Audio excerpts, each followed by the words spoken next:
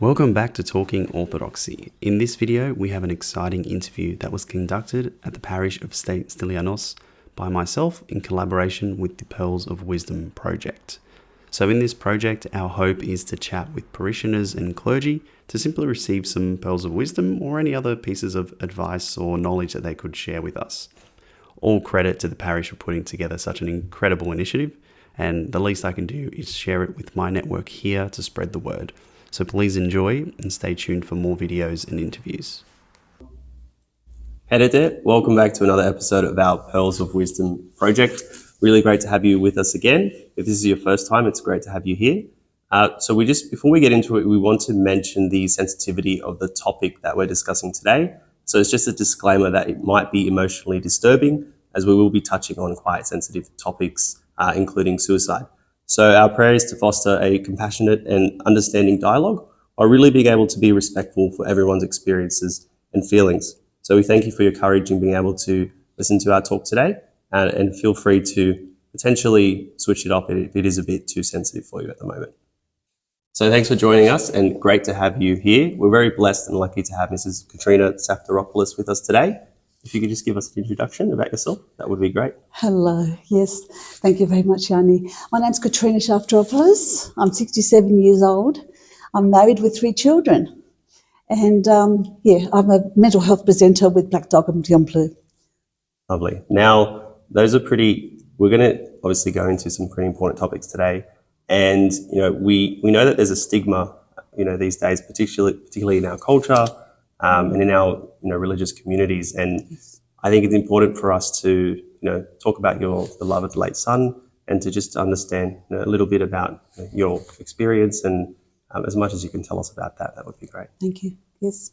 The first part would be for us to tell us a little bit about him, also the cause of his passing. I think that would be good for us to understand before we get into. Okay, Yanni. He was 27 years old. He's my middle son. His name was George. He was an avid soccer player.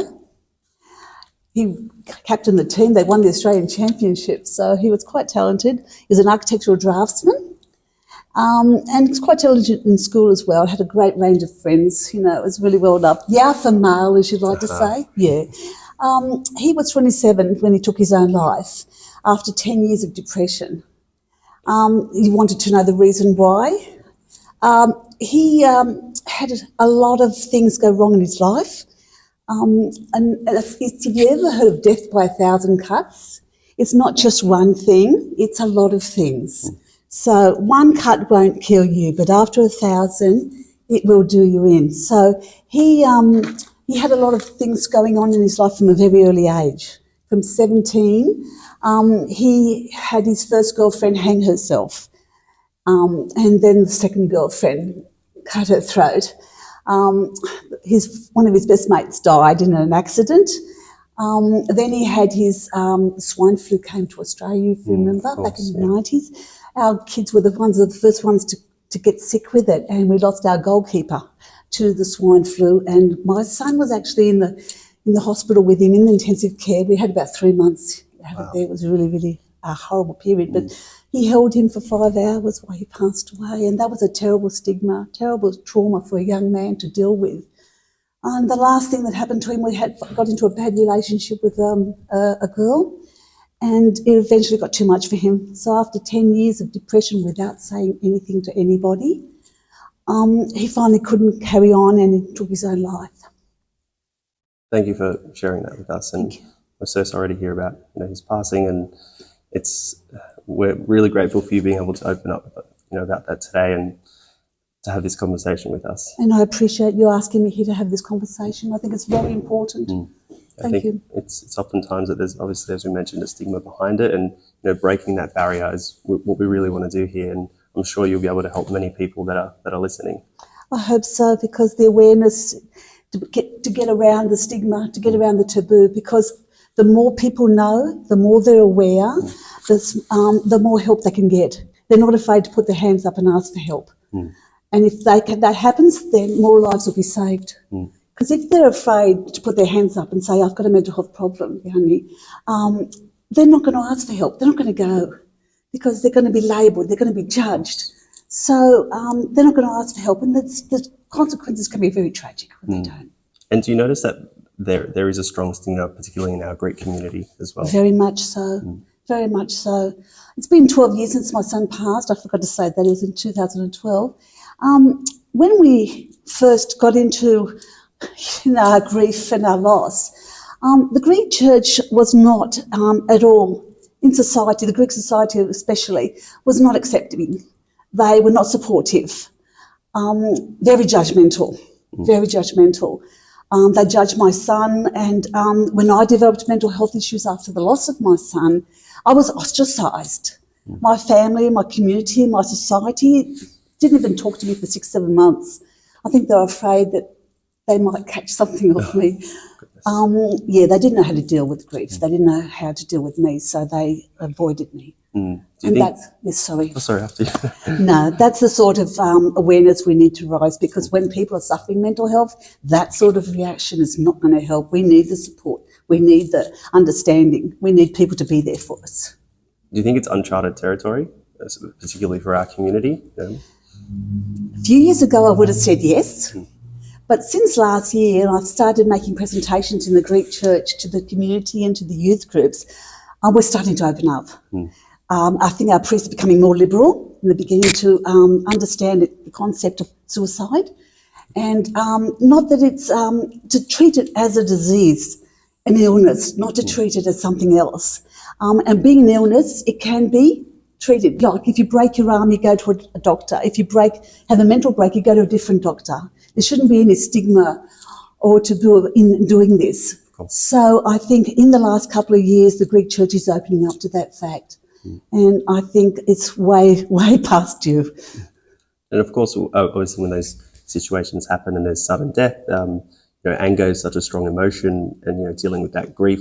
Do you think there's a way that we can be constructive rather than destructive when we're dealing with that? That's a hard question, because everyone takes the grief and loss differently. My family all took anger. They all were angry at George for what he did, how he broke up the family union, what he did to me. I didn't do that. I didn't go down that path.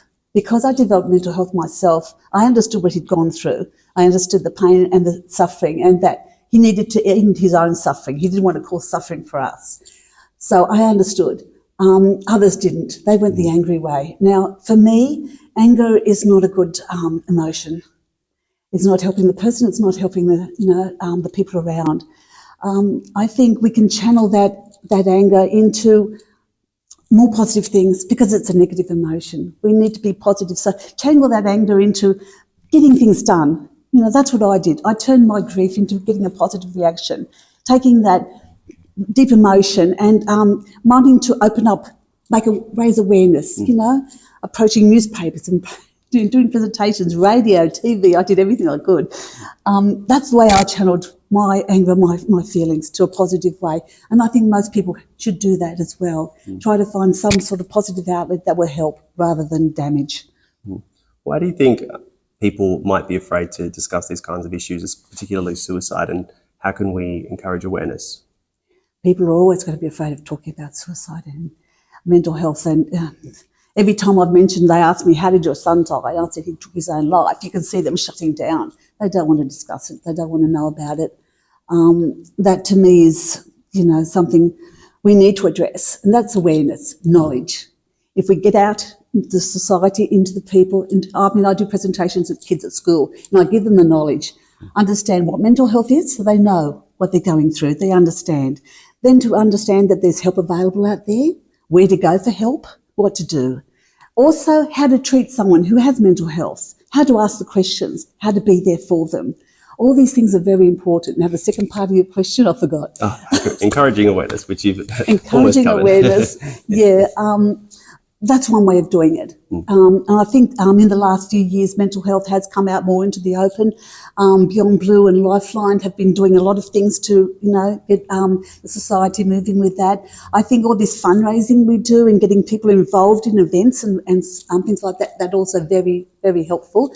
My son was an avid soccer player, like I said. So my way of doing that was I had a memorial cup for him every year. And I would invite 200 to 300 teams around Sydney to come and play. And we'd have thousands of people there. So it'd be a fundraiser for mental health, but it also awareness date.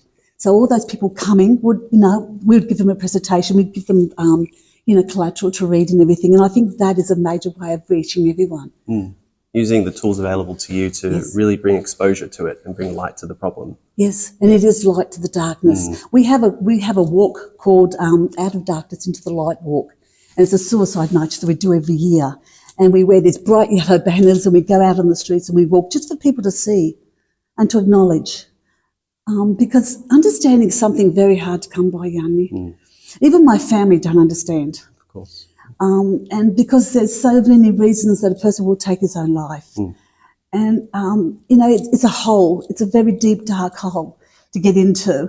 And, like you can be depressed, you can be moody, you can be unhappy, but depression is one level completely below. You lose all hope, you lose that light, you lose all your joy in your life. And you find that everything is so hard that it's easier to go because the suffering is so much. This is what we've got to understand.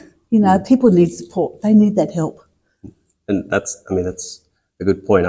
Is mental health, I guess the question is, would mental health be the main reason for suicide, or could it be, social isolation, financial issues, lack of trust, all those other layers, and what can we do to, better manage those additional things? A lot of different layers, but I'd say suicide would be the most. Out of that, we're talking about deaths. We might have a few thousand road accidents and alcohols and drug and everything. But if you add all those during the year, we lose more to suicide. Between 15 and 44, which is the kill zone, as they say, we're losing over 3,500 kids a year. That's one every 3 hours. It's a horrible toll. It's horrific. And people don't know about it, Danny, because they don't talk about it. It's not in newspapers. It's not, widely known. This toll is the most important. Then you have all the other ones coming down the track. Financial problems, of course. There's a lot of debt. There's a lot of, homelessness and loneliness around it. That causes a lot of distress. But I find that I think suicide and depression are the main causes. And do you think people struggle silently? Oh, yes, most definitely. My son had depression for 10 years and he suffered and never said a word to me, Yanni. The only reason I found out exactly why he took his own life is he left me 15 pages. And a lot of parents and a lot of families don't have that. A lot of people cannot, leave notes and explain. And for them, it's a never-ending, what ifs and what we could have done. Why didn't we see and why didn't we help our child? The what ifs and the maybes, they eat you away. It's like an acid eating away in you.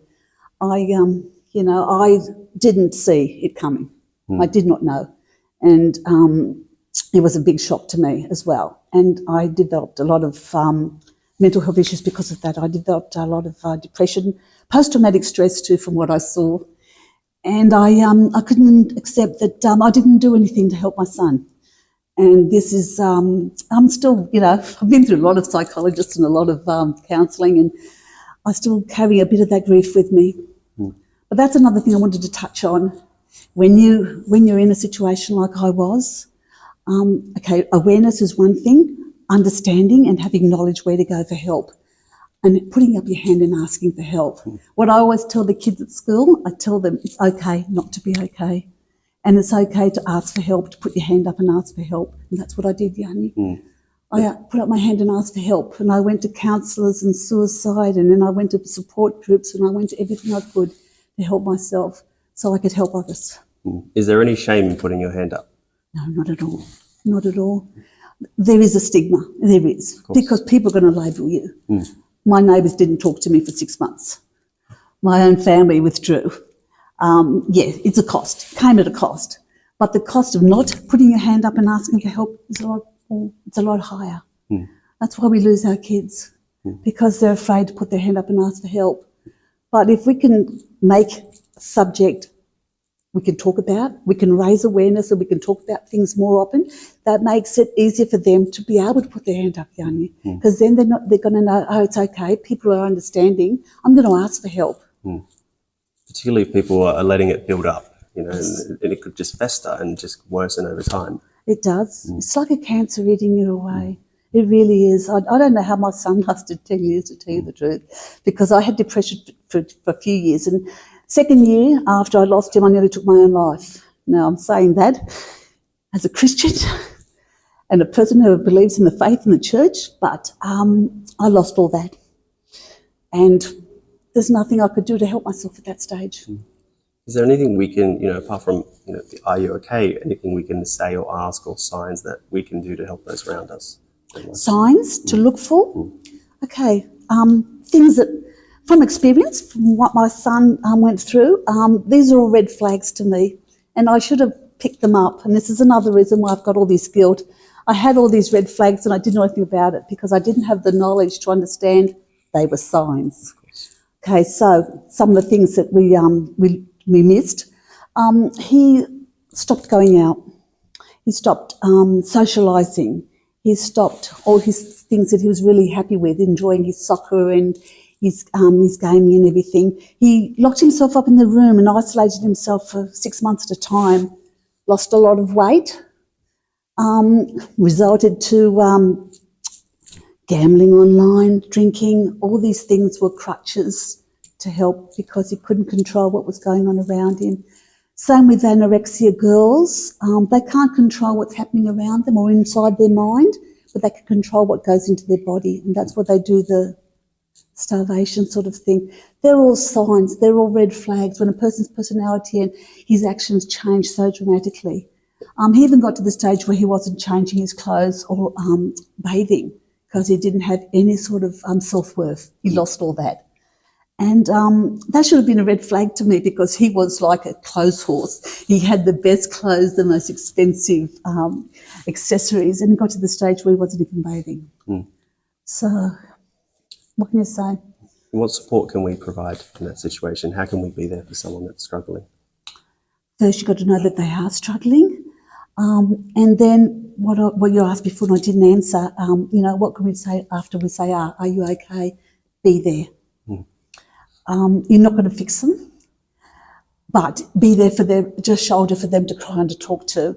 And if they do open up to you, then tell them where they can go for help. Offer the support online, with Beyond Blue, Black Dog, Lifeline. All these institutions have got enormous amount of collateral and information out there. There's a lot of online things for the children to access, and the kids are great with their computers, so they would probably do that. Offer help. Be there for them and follow it up. Just don't say hello and then let it go and then that's it. You've got to keep checking in with them and make sure that they've got a support group. I found the most important thing when I had my suicidal tendencies, I had a lifeline, 5 numbers I could call. So find 5 people that you can trust or whoever. A network. And the network, that network saved my life. I got down to the last person, they weren't there, but I rang the last person and they were there and that saved my life. So, it's just the connections. Really have those people that you can rely on that will be there for you and help you through it. Yes. And not being ashamed to approach these people and That's right. say and make sure that, you can be there for them as well. That's what you need. You need that support, because without it. And I'm surprised that my son did not have that network, but I was the closest one to him at that stage, and because he'd locked himself away from all his friends, he'd lost a lot of contact. I had a stroke a few months before he passed, so he saw that I was so sick and so much in pain that he didn't put me into that network. So, I guess what's the best way for us to approach someone that has been affected by suicide or has someone close to them, for example? Around every suicide, there are 14 people that are adversely affected. And this can cause more mental health struggles and even more suicides. I've documented cases such in Goulburn where that little boy took his life, 16 of his mates took their lives around him, so it was a cluster. What we can do, sorry, say again, I go off on a tangent. How can we approach them best? Thank you. Yes. Okay, ask the question, as I say. Like, are you okay day? Which I think that should be every day, not just once a year. like Mother's Day and Father's Day. That should be every year. We should respect our parents, not just one day. But anyway, are you okay? Okay, all right. So they'll say no. Yeah, I'm fine. Don't stop at that. Yeah. Yeah, ask them, how are you travelling? How's things going? Like, we've noticed a difference in you. Don't make it a negative thing. We've just noticed something different in you, like, how are you travelling? Is there anything that you want to talk to us about? Try not to make it a negative thing. Try not to make it feel like it's their fault. Try to make it think like, we're happy, we're here for you. Anything you want to talk to us about, we're open to hear, and if you want us to help you in any way, make yourself open and available. Going beyond that first step, Yeah. and also just trying to normalise, being able to be there for them and asking those questions constantly to make sure that you're supported. Constantly. It's not just a matter of one-off. You need to be continuously. So for my son, for example, his workmates and his teammates and his schoolmates, they noticed there was a change. They noticed. They asked him, are you okay? He told them that he wasn't in some things. They never followed through, Yanni. They, because he never contacted them, they never followed through. And for the last 6 months of his life, he felt so cut off because no one was talking to him. They were expecting him to reach out, that was the wrong way. And now that he's passed, they had so much guilt, Yanni, because they never followed through. They had to go to counselling themselves because they realised that they let him down. So it's a matter of being proactive. Definitely. You have to be proactive with everything. I think with my mental health, I was very proactive in getting help.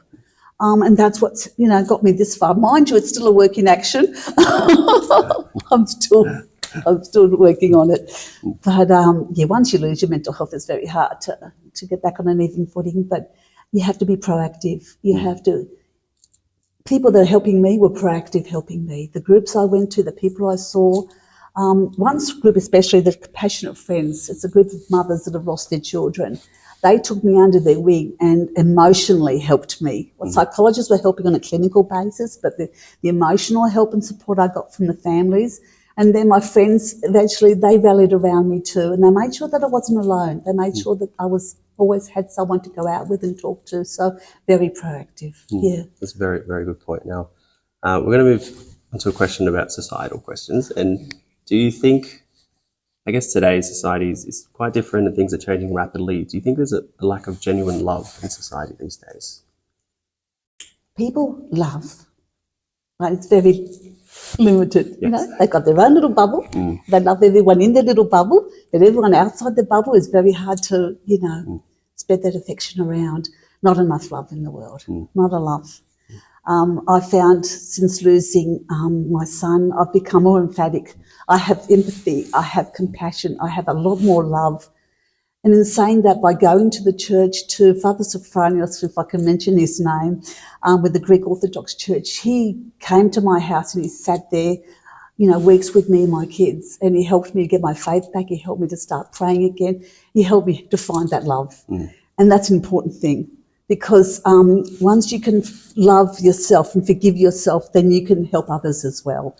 And love is all about giving, not taking. And our society is all just taking. We need to be able to open up and to love and to have compassion for other people. And to be selfless, to put others before us. Exactly. Good point. Thank you, Yanni. No, that's does prayer help? Much, very, very much, very much. I read the Bible every night. I think there's a lot in there that is so pertinent to our lives at the moment. Faith, love, prayer. I think it's all intertwined. I can't distinguish between. But yes, I do pray. I pray for the strength that I have. I pray that God has mercy on us and helps us. I pray for a lot of things. But basically, it's just to have that faith and that belief. And there's also helping to believe that I'm not going to cry my eyes out over my son, because I will see him again, Yanni. The church and the faith has given me that hope that in the end we will all be together again, because that's what the Bible said. And by giving me that hope, I have a comfort. That's a comfort for me, because I know I'll be together with my son in the end. When he first passed away, I was counting all the days, and I got up to 816 days it had been that I'd lost him. And I was moving further away from him, but with faith And with my prayer, I realised that I was actually moving towards him, not away. So, yeah, faith's changed my life. If I hadn't gone back to the church and I hadn't got that strength, and I think God has given me so much strength, He really has. I mean, to get up and talk in front of 900 people at one stage about the worst day of your life, the first time I did it, I walked off the stage and I vomited. I was so sick. But as you can see now, I can't stop talking. I think God put me in a path. He set me on this journey. I didn't organise all this. You know, dominoes fell. He put me on a path and He gave me the strength to be able to do it. He gave me the courage, the strength of faith to be able to reach out and to help others. And after the first two things fell into my lap, I thought, well, this is the way God wants me to do. So that's what I'm going to do, you know. And I don't think I would have been able to do it by myself. So we'd say, I guess the faith is a pillar in our struggle as well. Absolutely. It's the pillar holding everything up. Of course. If you didn't have that, we'd be flat on the ground, wouldn't we? So it's vital for us to really turn to God in that time of need. Yes. As part of one of our strategies, but to really give ourselves up to Him and His mercy and love. And understand the Bible, understand what God has done for us and what He's continuing to do for us, what Jesus' sacrifice was, how we have to accept that and to be able to embrace that so we know that we have life after death, if you could call it that. That His death will allow us to reach that paradise, to reach that heaven, because without His sacrifice, we would be drowning in our sins. So, yes, we have to be grateful every day. That's another thing I want to say. Every day you have to be grateful. I have to find grateful for things every single day. My faith is one thing. I'm grateful for my church, my group, my family, and for you for bringing me here to talk tonight. Every opportunity I have to be grateful every day. And also our church community too. We can rely on them in times of need, but also have that support as well when we need it, and trying to rely on those people. At the beginning, I didn't have that, Yanni, so that's a little bit of a stepping stone for me. Yeah. Recently, yes, but at the beginning, I didn't have that sort of support, which is a shame because I really needed it. And I think that's one way our church has to be more proactive, to identify its parishioners that are suffering, to be able to do presentations to learn and from that knowledge to help other people. Because without that, the parishioners will going to death in silence. They're not getting the help they need. And I think these sort of presentations you're doing and the ones I've done in the church, I think this is the first stepping stone. Yeah. We want to make the community be able to discuss these topics and have these conversations to really shed light on this topic and these issues to make it, like we said, breaking those barriers, I think is important in our community. If we can talk about it, then that stigma will disappear. Yeah. And the fact is that people don't want to talk about it, even now. It's hard. It really is hard. Whenever you start a conversation with mental health, you can see people just turning right off. We've got to make it more of. Well, we hope that people listening will be grateful for all your insights. Particularly, dealing with that loss is so important as many people, grieve. I mean, are there any activities or practices that helped you in coping with that loss? A lot of things. Because I went to a lot of different organisations, I got a tool from every place I went to. I put it in my toolbox. So I have my tools. I know my triggers and I know what to do when I get my triggers. COVID was a massive trigger, so that brought me back down again. I've been through mental health programs now for 2 or 3 times in the last 11 years, so it's an ongoing business. But the tools I need and the tools I use myself at home rather than going to professionals, deep breathing is one. This is what I was doing before I came here. I was doing some deep breathing. I'm laughing, but it's not really a funny matter. But deep breathing helps to lower your blood rate, lowers your blood pressure and lowers your heart rate as well. So that's a great way to calm yourself down when you're really stressed. Also meditation, to be able to sit in a quiet room to meditate. Try to focus on things, take your mind off. So if I was always crying over my son, my psychologist said, focus on something else for 10 minutes a day. And then you'll find that 10 minutes will become 15 and 20. So I developed doing handicrafts because that was a way of focusing my mind. Have you heard of diamond art? Have you heard of diamond art? Yes, actually. I'm great. I've got so much diamond art in the house. Wow, that's really I paint. I do a lot of writing. Writing is very cathartic because it helps you to, take those thoughts and put them into paper and then put that away. It's like you're taking it out of your mind. All those sort of things is very helpful. Exercise. Exercise is very good.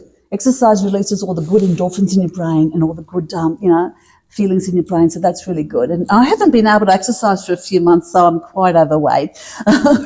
But eating well, sleeping well. There's another two things that's important. You've got to get a good night's sleep. You've got to have good nutrition as well. Taking care of yourself. Yeah, taking care of yourself. Stay away from drugs and alcohol and all those sort of things where people use them as crutches.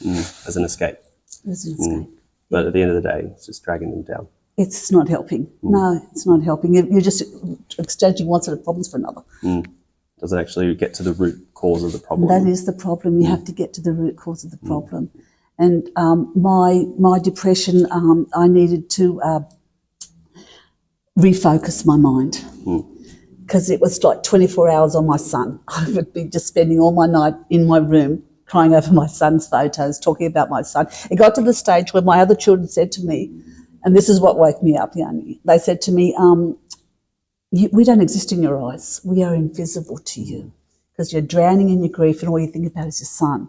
So I had to refocus that and bring back the feeling that I had and the love that I had for my children and then show them that love. And that's another important thing. They knew I loved them, but because I wasn't showing it, they felt hurt and alienated. So, yeah, it all comes round. Yeah. It's a matter of having that awareness, that we need to act on it.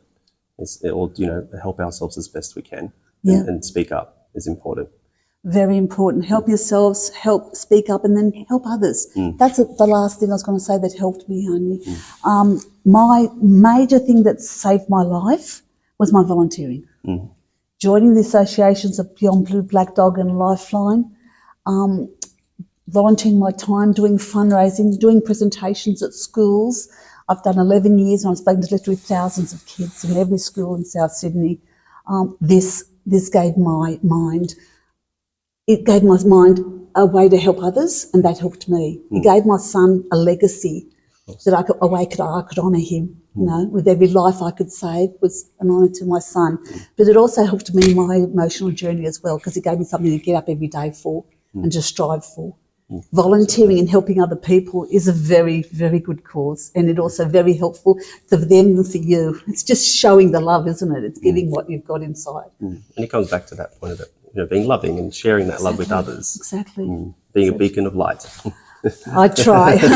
Maybe you have to tone me down a little bit because I'm a little bit too bright, but I wasn't always like this. I was drowning in the ducks. It is a process. It is a process. It's a long process too. Why are you still grieving, they say to me. He's been gone 12 years.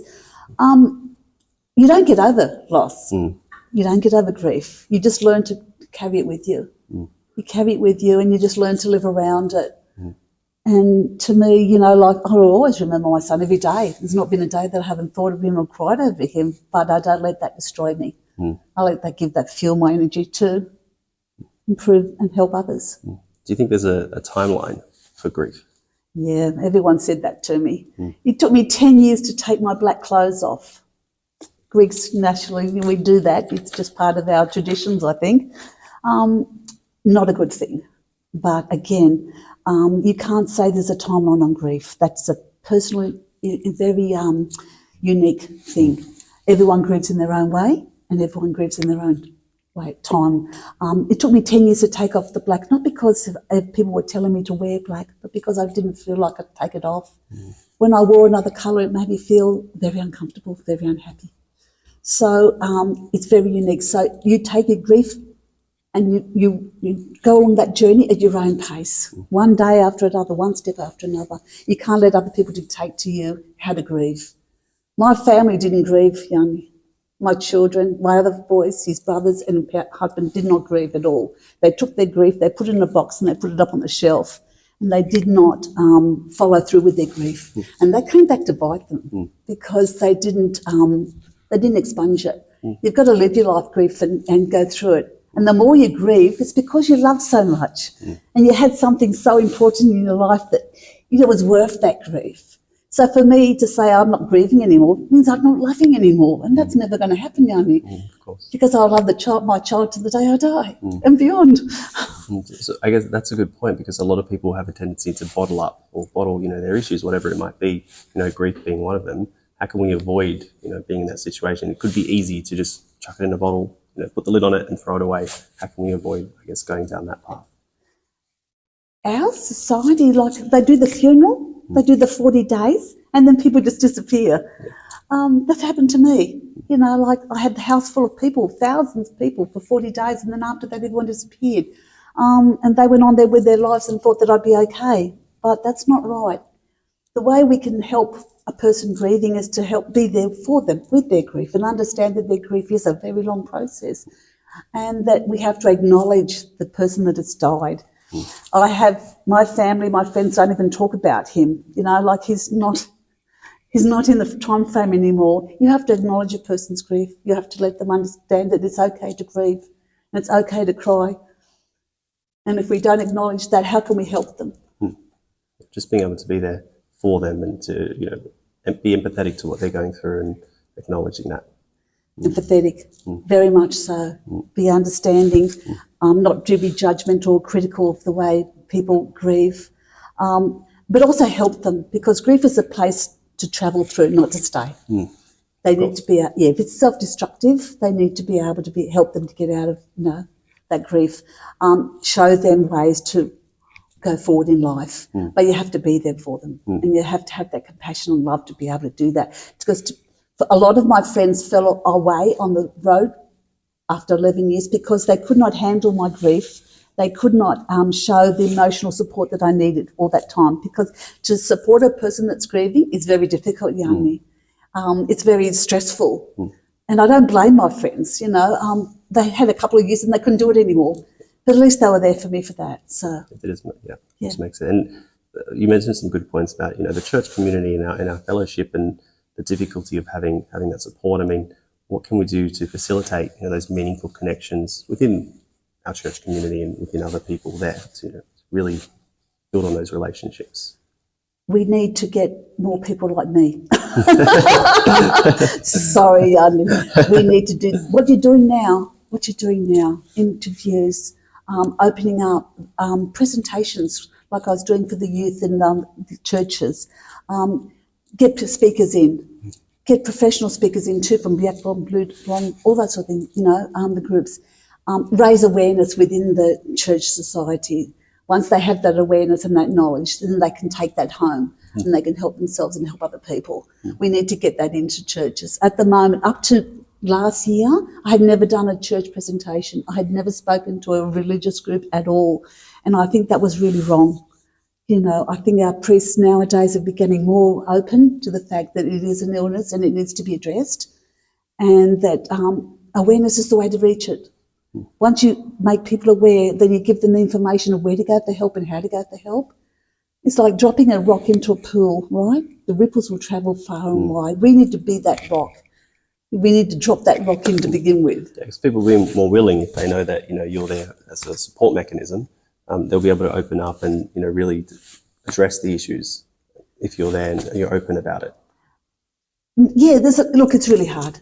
I've lost a lot of people in my life, and I know a lot of people that have lost children from suicide. They don't get up and talk about it. It's hard for me to do so, but I found that by doing so I've helped myself, but I reached them on an emotional level. And this is what my crux is. I'll get up there and I'll show them my son's photo. I'll give them an emotional speech. You can throw facts at people 24 hours a day. It's not going to help. But if you reach them on an emotional level, like I'm talking to them about my son and telling everything he went through, that affects them. I see students break down and cry because I've reached them. And I know they understand, and they'll take that with them as a remembrance. I was in hospital a little while ago, and one of the nurses there, I know I talk too much, I distract, but he was one of my students from a few years back, and he remembered me 6 years down the track. Wow. And he came up and said to me, I still remember your speech. That's how you reach someone. Connect with them. Yeah, you make a connection. There's got to be an Resonate. emotional connection. And I think if we can get people with life stories, and this is what it is, get people with life stories out and give that life story to people. I could be anyone's grandmother, you know, and people can relate to me. And that's how to reach people. Being able to support them. I guess on that point, what would you say, in your opinion, makes a good person? Makes a good person. Yeah. Okay, that is a quick. I saw that. I didn't know what to say. Okay, a good person. All right. Well, I don't think there's anyone truly perfect in the world. I think someone who has an open heart, who has an open mind, who has a strong faith, who has compassion, love, faith, kindness. Someone who cares about others, someone who wants to do and help others more than they want to do them for themselves. Yeah, as I said, it's a wide scope to be actually what I consider good. I think everyone's idea of good is different. Your idea of good would be what, Yanni? Very similar. Very similar. Okay, all right. Which is a good thing. I guess you probably having humility and love for others around you, that selflessness is quite key as well, and being forgiving. And that's something I forgot. Yes, tell me about forgiveness. How important is forgiveness? And two things. Humility. I don't have that. I'm brash. I'm out there. I don't hide away, but I think that's a good thing. And the other part was forgiving. You have to forgive yourself first. I never forgave myself, and because I never forgave myself for not being there for my son, it hindered my growth and my healing. But also other people to forgive, and the church says to forgive and forget. You know, I couldn't forget what other people had done to my son, but I have forgiven, because God said if you don't forgive, you won't be forgiven. So I think it's very important in our society to be able to forgive other people's transgressions and mistakes, and to accept that people are frail, they're weak, and they will make mistakes, and we will say things that hurt others. But, you know, sometimes it's really hard to forget. But we can do, as much as we can, and that's the best we can do. Yeah, Father Stylianos said to me, you need to forgive and forget. And I said, Father, look, I can forgive, but it's really hard for me to forget. And he says to me, keeping your faith strong and being able to show love and compassion, that will come in time. Now, I want to ask about your son, and maybe a positive light, one of your favourite memories about your son, if you're willing to share that with us. Oh, most definitely. I love to talk about my son. I do that all the time. Yeah, he was a soccer player. So he played competition grade soccer. He played state soccer. In the end, he was just happy to play club soccer. So my favourite memory, being a club soccer mum, they won the grand final. He also won that night, the team won the trophy. There hadn't been one for 45 years in our area. He won the highest goalkeeper, Michael won the best coach, and Alex won the highest, the best player award. So my three sons in front of the podium with all their awards, holding that cup, and me behind them with my arm around the three of them. That was the best moment, Yanya Gapimor. I had so much pride and so much love for my sons. And it was just a great achievement, and I was so happy for them. That would be the happiest moment of my life. Proud soccer mum. Very proud. I was proud of them in everything they did. I was very supportive in everything they did. They got to the stage where they didn't stop giving me invitations to go to the schools because I was always up the front with the camera, and they were embarrassing them. That was how proud I was. No, thank you for sharing that. It's really lovely. Now, we touched on it before. One more thing about my son. Sorry, I am bad, but my son had a really good heart. He was more generous and more giving than me. And it's a lesson I learned off him. He saved a lot of people, and he did a lot of good things in his life. He saved people from suicide. When his best mate died, he raised $26,000. And he buried his best mate and got a monument for him and paid for the hall and everything. He organised the whole funeral and he gave money to the parents as well. He did that a lot of good things in his life. He was only 27, but he was an influence. He helped that girl that tried to commit suicide, and the other one that did, and he was selfless in that regard. When anyone needed anything, he'd be the one to turn to. So that's another thing I'm very proud of. Thank you for sharing that. Sounds like he did really great things with those around him and helped them. Those will influence those around him. Yes, immensely. He did. He did. Now, when we're dealing with people that we might recognise have concerning mental state, we touched on it before, but I thought maybe we address it directly, the kind of questions we can ask and the way that we can approach someone that's maybe going through something and the best ways that we can be there for them. I would, as I said before, ask if they're okay, but just don't leave it at that. Say to them you've noticed a difference in their behaviour, a difference in the way they're reacting to everybody. And also, have a look and see how they're reacting with everybody else too. If they've closed themselves off from everyone and that's not normal for them, you can say, being alert. Being alert, noticing differences in their opinion, their appearance, the way they act. Just mention to that, we've missed seeing you, we've missed doing things for you, you haven't called, we haven't been out, is there anything that we can help you with? Don't be judgmental on that fact. Turn around and say, we're here for you. We can, you want to talk about it or anything like that to us? Try to get them to open up. Do you think people are maybe fearful of being too pushy or don't want to impose, and how can we just break that? People don't want to hear it. If my son turned around and said to his friends, and he did, he said that I'm thinking suicidal thoughts, that I'm having, a mental problems, they turned right off. They didn't follow through because people don't know what to say and what to do.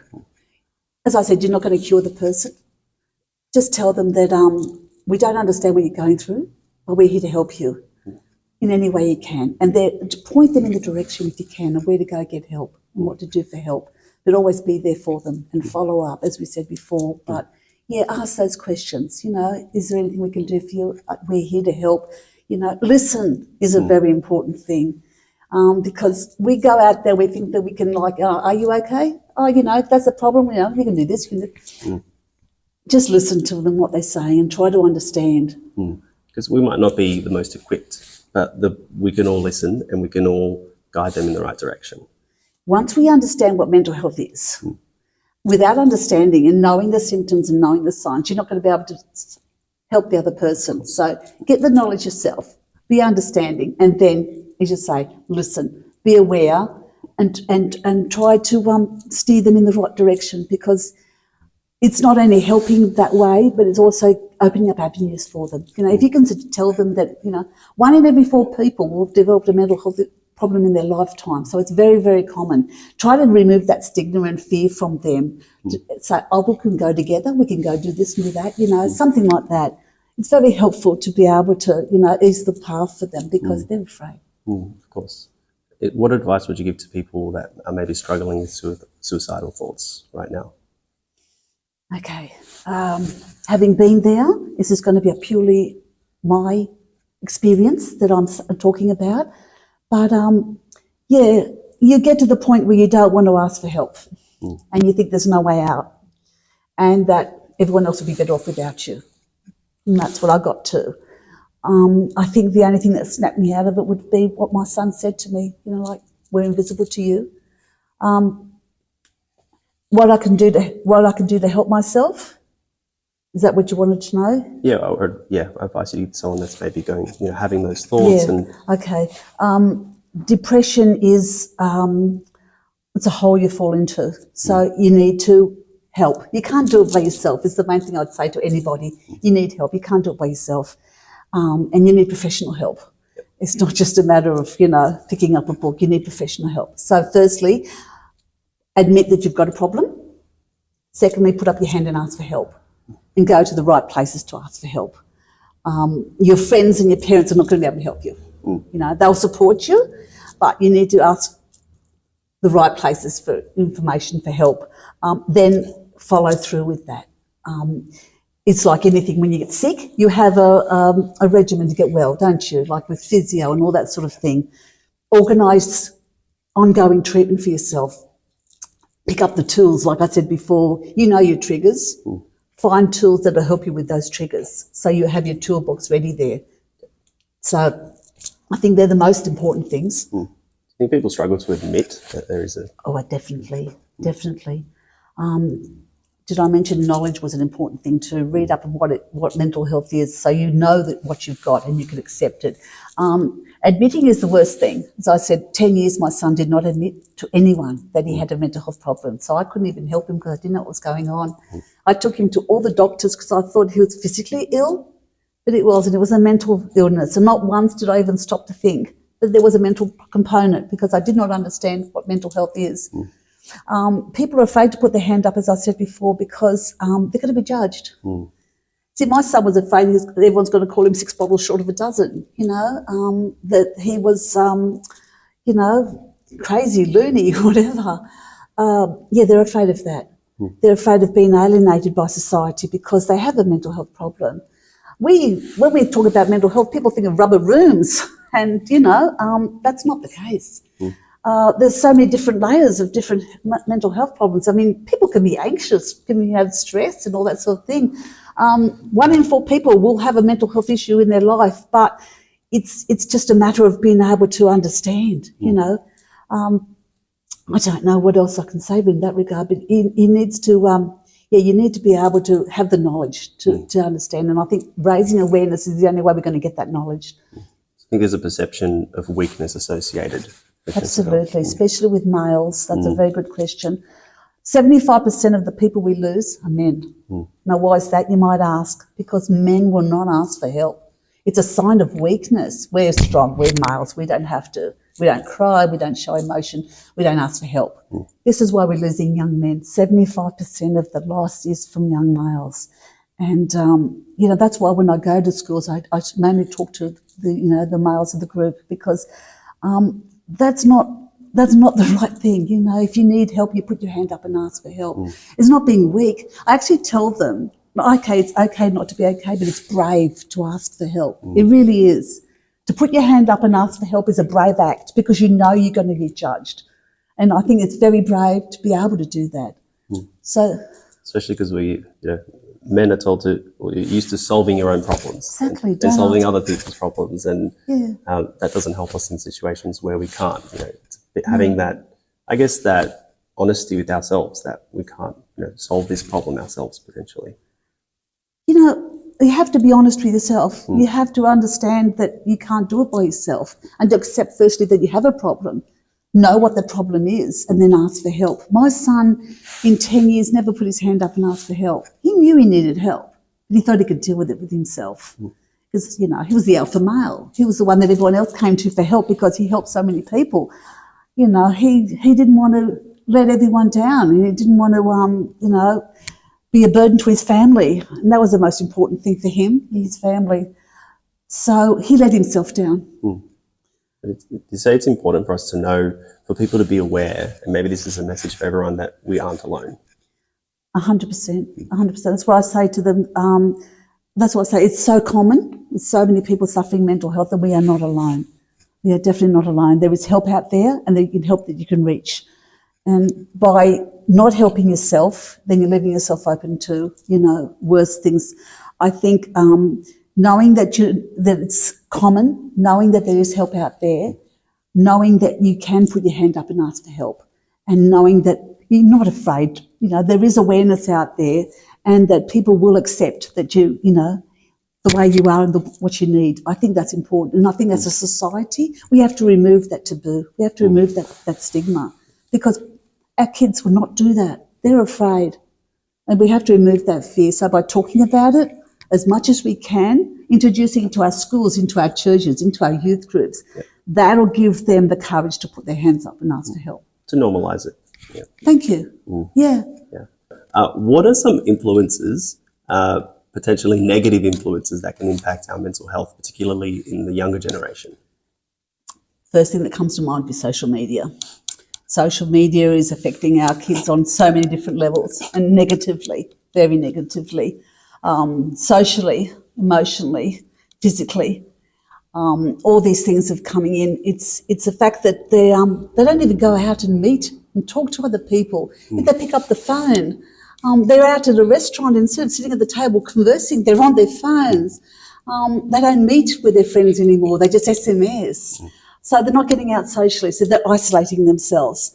And also they're on the phone, on computers, hours and hours a day. They don't go out to exercise. Without exercise, it's not good physically for them as well. It's not good mentally. Social media has negative influences on them. The way they think of themselves. Body image. Body image, thank you. They see on social media all these beautiful people with beautiful lives and beautiful figures, and why can't we be like them, and I'm not happy with my life. A lot of the young girls become anorexic because they want to carry this, find this unachievable body image. It's also not good for the young males. Okay, they're not so much body image, but a lot of them are being radicalised by what they see on social media. There's a lot of violence. There's a lot of negativity and religious and complications that they bring into their lives, and it changes their mental life.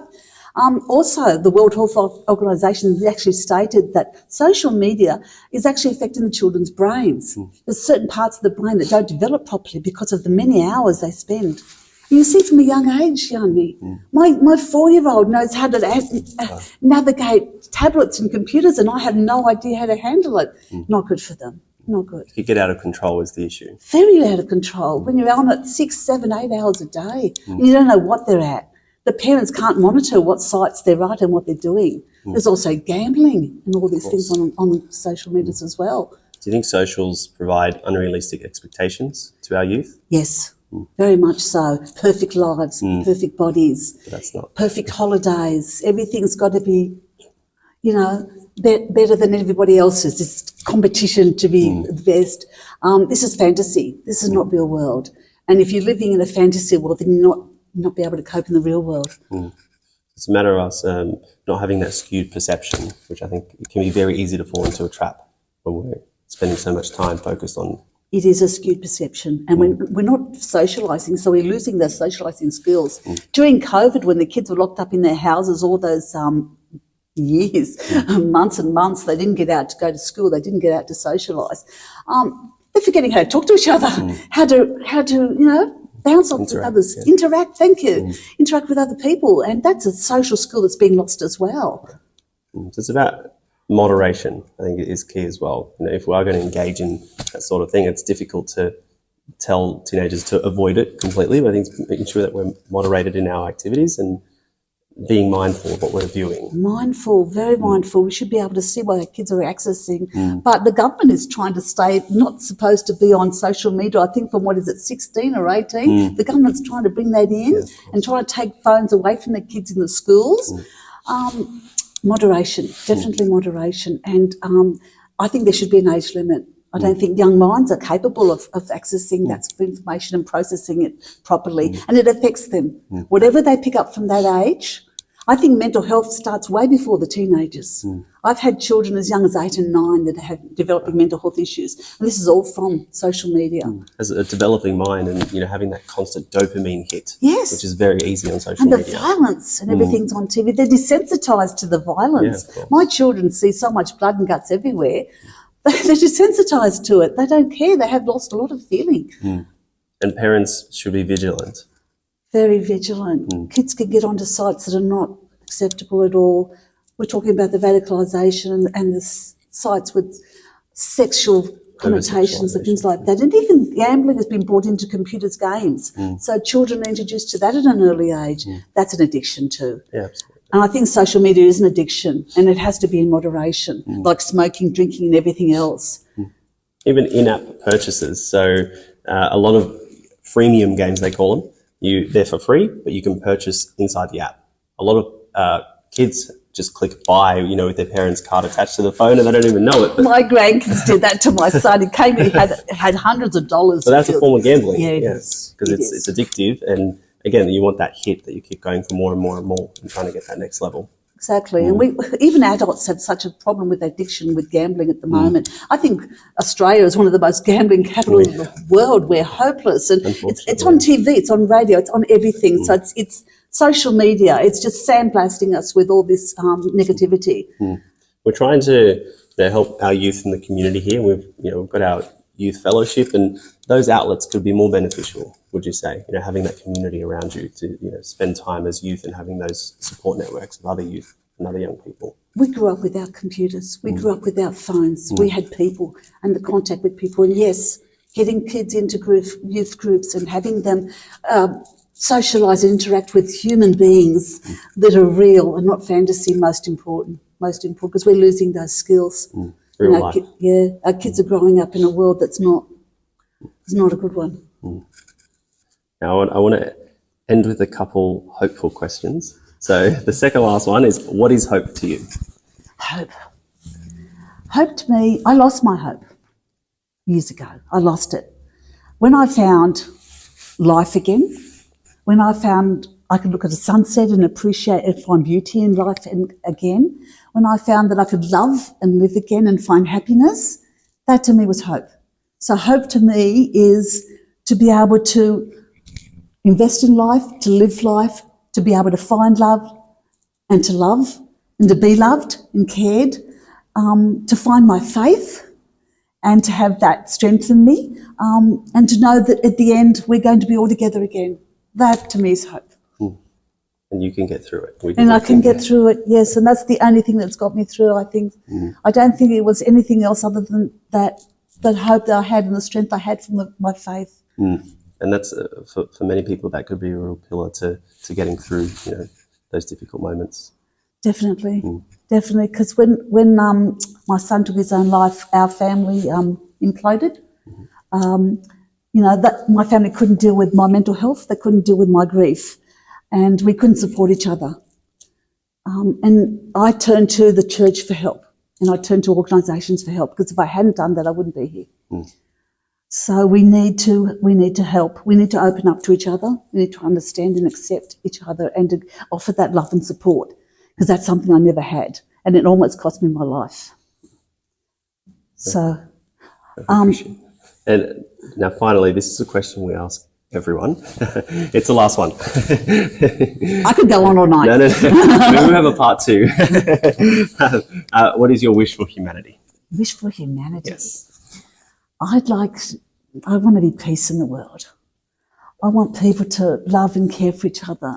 I want no more wars, no more starvations or famine or suffering. I want a utopia, where everyone lives together and there's love and care and faith, and I don't see it happening, but no borders. No, I'm not Palestinian, or I'm not this, or I'm not that, sorry to mention that, but this is what's been going on. I don't want all this segregation. We're all one mankind. We're all humans. We're all under God. He would want us to live in love and peace, and to treat everyone the way we want ourselves to be treated, and that's important.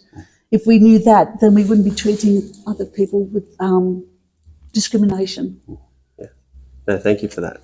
That was a lovely way to end it, and we are so grateful to have you here with us and for sharing those really important messages that I think a lot of people really will take note of and be able to hear it and break down those walls that we haven't broken down before. So I appreciate it. Thank you, Yanni. Thank you for having me. I really appreciate the opportunity to come and talk. And if I can just do one more thing, because I didn't do it before, that is my son. And that is the last photo we took together at a wedding. And we were very happy that night, and it was the last night that I knew true happiness and peace that night. He was a lovely boy. His hair was a bit long. It was. But he was a lovely boy. And Wow. I've carried that photo with me to every single presentation. For me, this is my tattoo, the way I show people to bring that emotional message to life, because that could be any mother and that could be any son. You're putting a face on a condition and you're normalising it. So thank you. Thank you so much. And earlier you did take a note, and yes, this is for you. So this is a small token of our appreciation. Just something Yanni, small thank for you. you so much. Not I a problem at appreciate all. that's beautiful. It's That's really nothing at all. lovely. We're And I very- forgot your chocolates. I'm really sorry. I'll be waiting for him. Next time. Part 2? We're doing Yes, part 2? I think so. I think it's very helpful. I think it'd be very useful to, hit those topics that we've hit today in more detail. So I'm sure you have a lot more to share that can help many people. People need to hear it, and not just from me. We need to get that message out there. But this is beautiful. Thank you very much. God bless you, and God bless everyone. I hope you have had a good night and you've learnt something tonight from me. Thank you very much. Thank you. And thank you everyone for tuning in. Thank you for listening to this episode of our Pearls of Wisdom project. As per usual, we're very, very grateful to have Katrina here with us and for you to watch. And we will be outside the church if you did want to come and have a conversation with us on our little table outside church after Sundays. If you want to be part of one of these interviews, we'd love to have you. Otherwise, we have our Orthodox cafe, which occurs every second Friday night. We have the young adults downstairs and the adults upstairs, as well as Sundays after church. We have a little Bible study and talks as well. So otherwise, thank you for tuning in, and hopefully see you in the next episode. God bless.